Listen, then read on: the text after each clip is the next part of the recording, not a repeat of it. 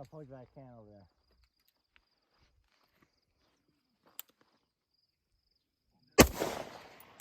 Damn. Got it.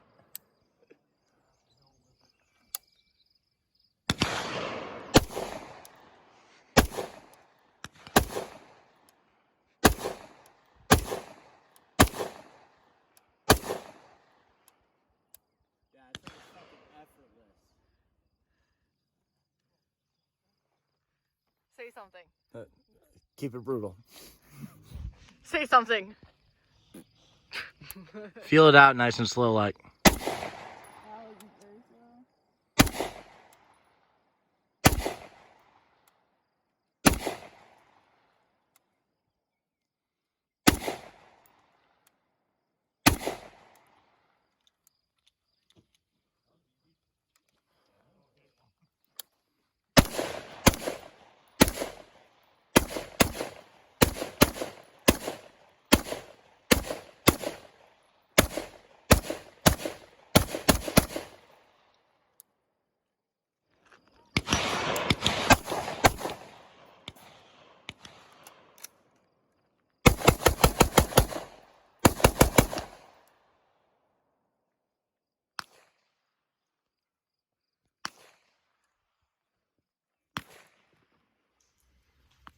Hey, what's up, guys? This is Andrew Smersek with Combat Art Training. I'm here with Carl.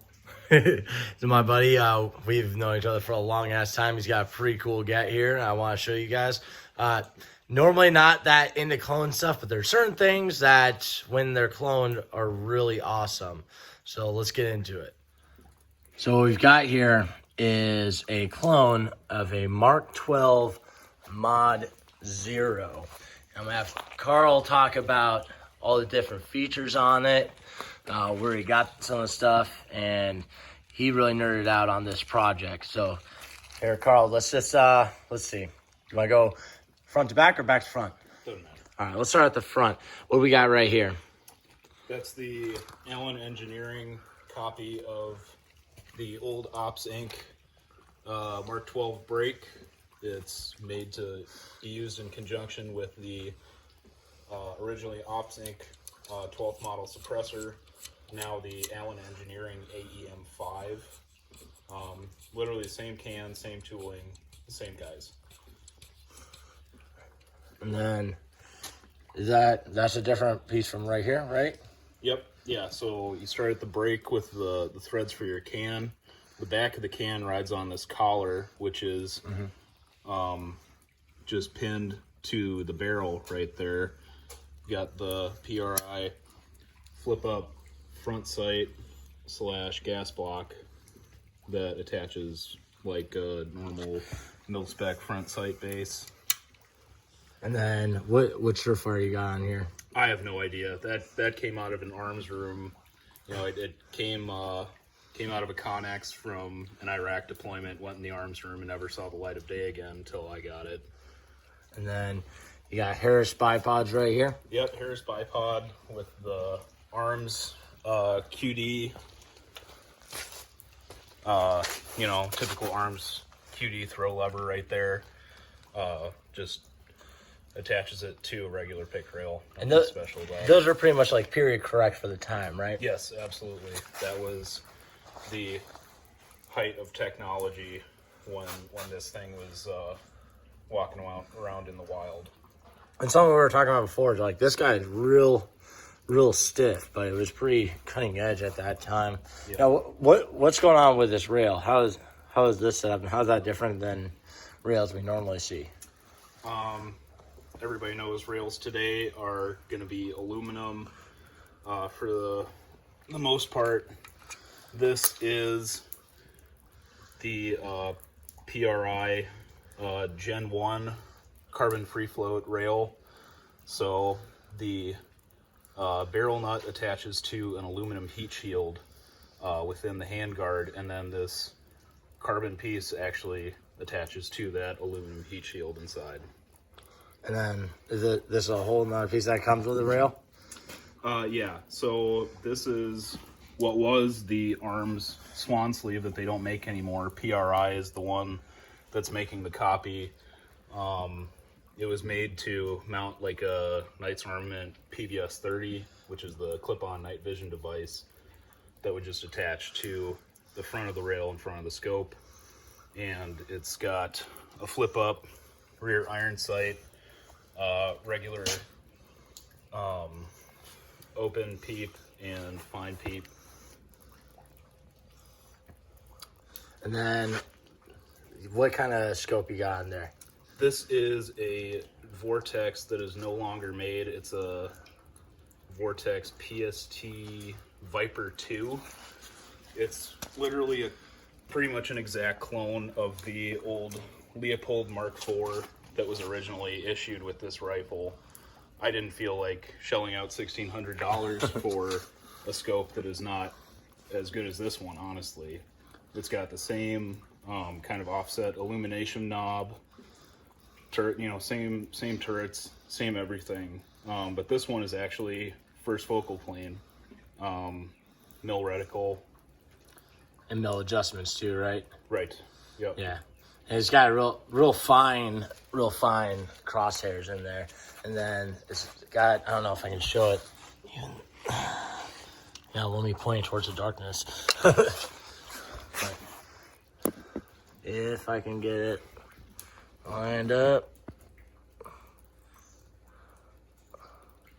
Well, I'm not gonna be able to get in focus, but you can see those bars in there too, outside the the milled part of the reticle. Those are actually pretty nice.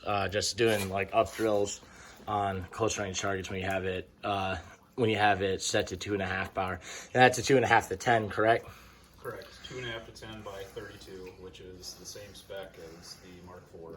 Now, what kind of barrel do you have in this? I know we skipped past that. This is a Douglas heavy barrel, which is the exact barrel that was used originally in these rifles.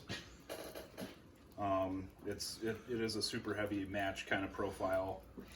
Thins out right as the handguard ends and attaches. I think the barrel right here for the front sight base and gas block is the same spec as like an A2, A4 government profile barrel. Okay. And then what upper receiver did you use?